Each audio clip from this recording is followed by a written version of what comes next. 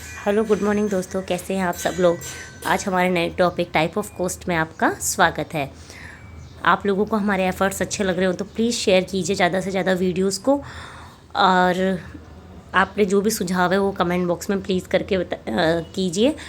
और हमारा जो 80% कोर्स है वो कंप्लीट हो चुका है कॉस्ट अकाउंटिंग का। आप जो हमारा 20% पार्ट है उसमें हम टाइप ऑफ कॉस्ट करेंगे। टाइप ऑफ कॉस्ट के बाद हमारा फैक्टर ऑफ कॉस्ट पढ़ा जाएगा।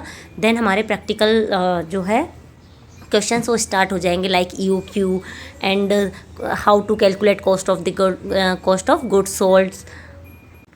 मैंने वीडियोस इसीलिए बनाना स्टार्ट किया है कि मुझे जो है अपनी नॉलेज को शेयर करना अच्छा लगता है। और मैंने एक प्रॉब्लम जो है फेस की है मैंने भी, कि जब भी हम कॉमर्स से रिलेटेड कोई भी वीडियोस देखना स्टार्ट करते हैं यूट्यूब पे तो हमें आधा ही मटेरियल मिल पाता है। तो मैंने इसी प्रॉब्लम को देखते हुए ये डिसीज़न लिया कि हाँ, मेरे पास जो भी टॉपिक्स हैं और उससे रिलेटेड नोट्स हैं मैं उनको एक जगह अवेलेबल कराऊँ। जिन स्टूडेंट्स को इनकी नीड है वो उनका यूज़ करे और उसकी प्रॉब्लम सोल्व हो। मुझे ऐसा नहीं है कि मुझे बहुत से लाइक्स बढ़ाने, लाइक ना भी करो तो चलेगा, बट शेयर ज़रूर करना, क्योंकि जिसको इसकी नीड है ना वो इसकी वैल्यू को समझेगा और मुझे भी लगेगा कि हाँ, कहीं ना कहीं जो मैंने मेहनत की है उसका जो है स्टूडेंट्स फ़ायदा ले रहे हैं, और मुझे भी थोड़ा अच्छा लगेगा क्योंकि आपका साथ हमारा प्रयास। और इसी तरीके से मैं अपने जो भी है, जैसे फर्स्ट हमने कॉस्ट अकाउंटिंग कंप्लीट की है तो इसके बाद हम कंप्लीट करेंगे अपने अकाउंटिंग, और अकाउंटिंग को भी इसी तरीके से स्टार्टिंग से लेकर एंड तक ले जाएंगे। बस आपका साथ चाहिए। तो अब हम स्टार्ट करते हैं। फर्स्ट हमारी टाइप ऑफ कॉस्ट में वो है प्रासंगिक लागत, रिलीवेंट कॉस्ट, इंग्लिश में इसको बोलेंगे रिलीवेंट कॉस्ट। अब ये रिलीवेंट कॉस्ट क्या है? रिलीवेंट है, किसी भी चीज़ से संबंधित है। तो जैसे कि मानो कोई भी संस्थान है, कोई भी उद्योग है, उसकी अलग अलग लागतें होगी। क्यों? क्योंकि वो किसी भी प्रोडक्ट को या सर्विस को बनाने के लिए अलग वे ऑफ जो है प्रोसेस का यूज़ करता है। और विभिन्न प्रकार के उद्योगों में विभिन्न प्रकार की लागतें हो रही है क्योंकि प्रोसेस अलग है। इसी प्रकार से जो संगठन है ना, उसमें क्या होता है कि संगठन में ये निर्णय लिया जाता है कि हमारा इस जो प्रोडक्ट बनाया जाएगा या जो सर्विस दी जाएगी उससे रिलेटेड कौन कौन सी लागतें होना स्वाभाविक है। इन्हीं लागतों को हम है ना भविष्य लागतों के नाम से भी जानेंगे। और एक तरीके से कहा जाए, ये जो होती है क्या है, प्रबंध लेखांकन गतिविधियों पर लागू होती है। इनका कोई भी वित्तीय विवरण स्टेटमेंट में इनका उल्लेख नहीं होता है, क्योंकि ये क्या है, ये मैनेजरियल एक्टिविटीज़ है। अगर आप एग्जांपल ले रहे हो तो मानो कोई प्रोडक्ट किया जो है प्रोडक्शन किया जा रहा है, उससे पहले जो भी संगठन में निर्णय लिए जा रहे हैं या डेवलपमेंट के लिए कोई भी टाइम कंज्यूम किया जा रहा है, कोई भी रिसोर्सेज यूज़ किए जा रहे हैं, तो उस डिसीजन से उस प्रोडक्ट पे क्या इफ़ेक्ट आने वाला है वो हमारी रिलीवेंट कॉस्ट होगी। और भविष्य में इनमें परिवर्तन होना स्वाभाविक होता है। जैसे कि मानो कि हमने कोई प्रोडक्ट बनाया, उससे पहले जो डिसीजन लिया तो हमारा वो प्रोडक्ट पे वो कॉस्ट आई। देन हमने हमारा जैसे ही डिसीजन चेंज किया तो जो कॉस्ट होगी वो भी डिफ़र करेगी।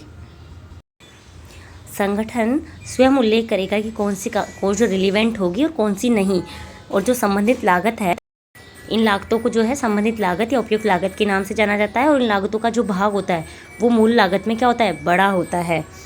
इन शॉर्ट समझा जाए तो एक जो प्रासंगिक लागत एक लागत होती है जो केवल एक विशेष प्रबंध निर्णय से संबंधित तो होती है और जो उस निर्णय के परिणाम स्वरूप भविष्य में बदल जाएगी।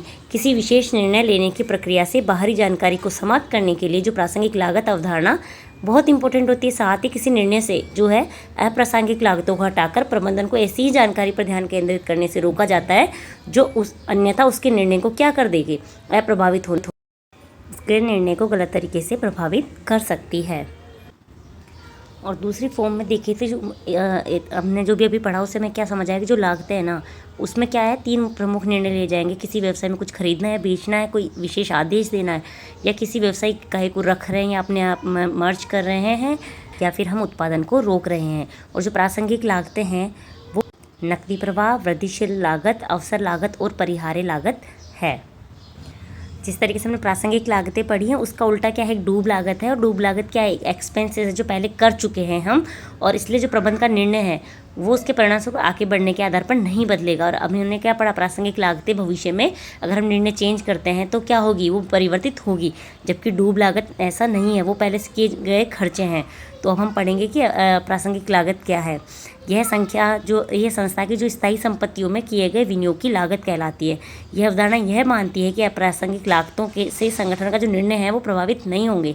जब कभी पुरानी संपत्ति के स्तर पर नई संपत्ति क्रय की जाती है और पुरानी संपत्ति को बेचा जाता है तो यहाँ क्या हो जाएगी, एक हानि हो जाएगी। तो ऐसी हानियों को असमान हानि या डूबी हुई लागत भी कहते हैं। आई होप आप लोगों को प्रासंगिक लागत और अप्रासंगिक लागत समझ में आई होगी। अब हम समझते हैं अवसर लागत। अवसर लागत क्या है?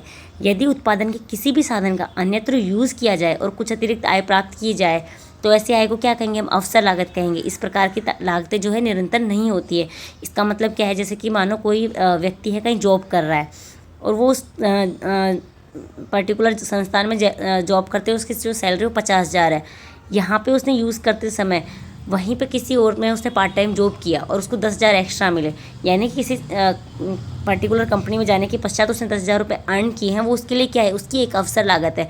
या वो छोड़कर किसी अन्य कंपनी में जाता है जहाँ उसको 60,000 रुपये मिलते हैं तो ये उसकी अवसर लागत है 10,000 रुपये। यानी एक अपने संसाधन का यूटिलाइज करना एक अच्छे प्रोडक्ट के लिए, अच्छे प्रॉफिट के लिए। जैसे कि हमें सैलरी संस्थान में 50 मिली, अगले में 60 मिलेगी, 10,000 का फ़ायदा हो रहा है, यानी हम उसका मैक्सिमम यूज़ ले पा रहे हैं।